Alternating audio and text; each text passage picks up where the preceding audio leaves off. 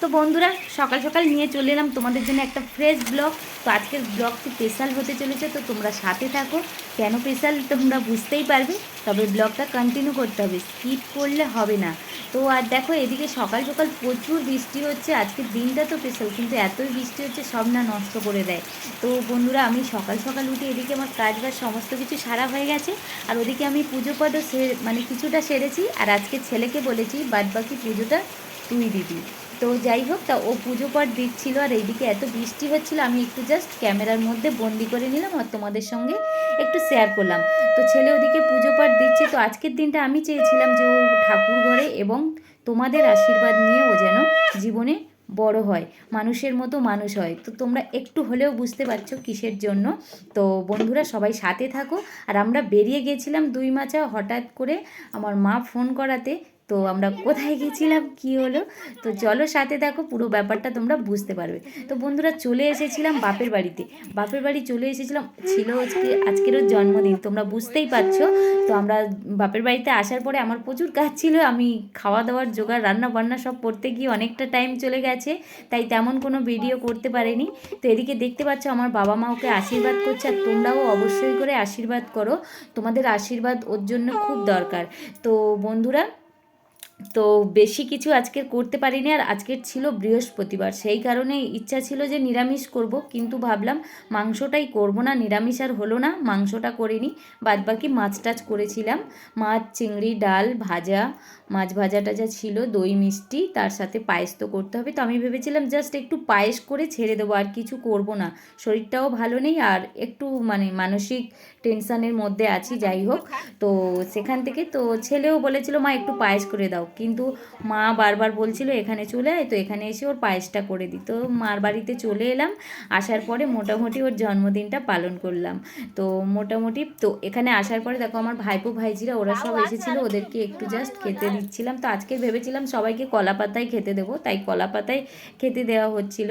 আর তোমাদের দাদা ভাই তো এখনও এসে পৌঁছায়নি। তো আমরা ভাত খেতে খেতে প্রায় 3টে সাড়ে 3টে বেজে গেছে।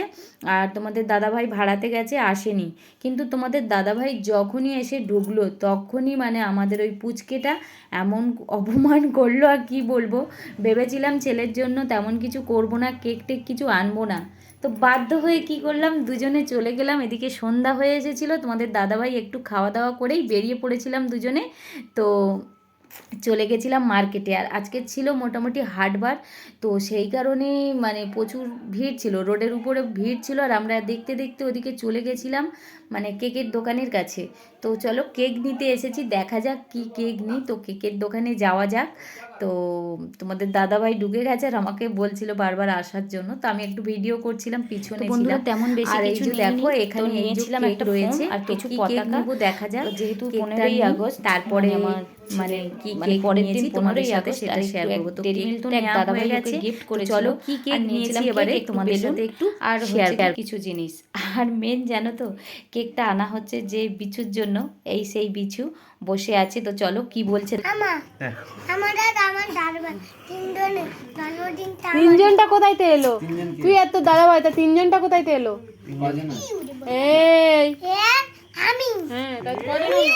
তিনটা আসলে কার? আমাদের। রূপম কাকার। আমাদের।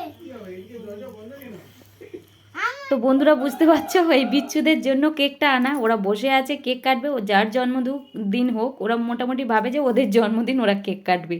তো দুজনে বসে বসে সারাক্ষণ বদমাশি করেই যাচ্ছে, হাতে পতাকা দিয়েছি, বেলুন দিয়েছি, কিছু নিচ্ছে না, কতক্ষণ কেকটা কাটবে। তো যাই হোক, তো কেকটা কাটার জন্য বসে আছে। আর ওরা কেকটা কাটলে আমাদেরও পতাকাটা হাতে দিয়েছি, আর বলছি বল বন্দে মাতরম, জয় হিন্দ, ও সমানে বলে যাচ্ছে দুজনে জিন্দাবাদ জিন্দাবাদ। তো বন্ধুরা এবারে মোটামুটি কেকটা কেটে ফেলা যাক, ওরা দুজনে এত অসহ্য করে দিচ্ছে, তো কেকটা কেটেই নিক। আর তোমরাও একটু আমার ছেলেকে মানে একটু শুভেচ্ছা জানিয়ে দিও জন্মদিনে। আর সবাই মিলে মজা করছে, তোমরা একটু মজা উপভোগ করো। Happy birthday to you. এই দিক দে শুধু হ্যাঁ এই দিক দে, ওইটা নিয়ে বন্ধ করে দে আমার কাছে দাও। তো এদিকে ফোনটা নিয়ে সবাই মিলে মজা করছিল, আর আমার ছেলে আমার কাছ থেকে ফোনটা নিয়ে কি করেছে, আমার বাবার মাথায় ভর্তি করে দিয়েছে। তো আমার বাবা বলে এই বাবা কি দিয়ে দিয়েছে, তো জানে না, ওনারা তো আগের দিনের মানুষ। তো যাই হোক, আমার দাদা বলে কিছু হবে না। আর ওদিকে আমার ভাইপোর ছেলে ওই ফোনটা দেখে ভয়েসে কান্না শুরু করে দিয়েছে বড়টা। আর এদিকে বৌমা দেখো বেলুনগুলো ফাটাতে ব্যস্ত, ও তো বেলুনগুলো ফাটাচ্ছে, আর ছেলে তারপরে কেক নিয়ে সবাইকে খাইয়ে দিচ্ছিল, ওকেও সবাই একটু খাইয়ে দিচ্ছিল। তো বন্ধুরা আজকের ব্লগটি এই পর্যন্ত, কেমন হয়েছে অবশ্যই কমেন্টে জানিও। আরও সুন্দর সুন্দর ব্লগ আনার চেষ্টা করব। তো তোমরা সবাই পাশে থেকো, তোমাদের পাশে আছি, ভালোবাসা দিও, পাশে থেকো, আমিও সবার পাশে আছি। তো টাটা, সবাই ভালো থেকো, সুস্থ থেকো, আর নিজেদের খেয়াল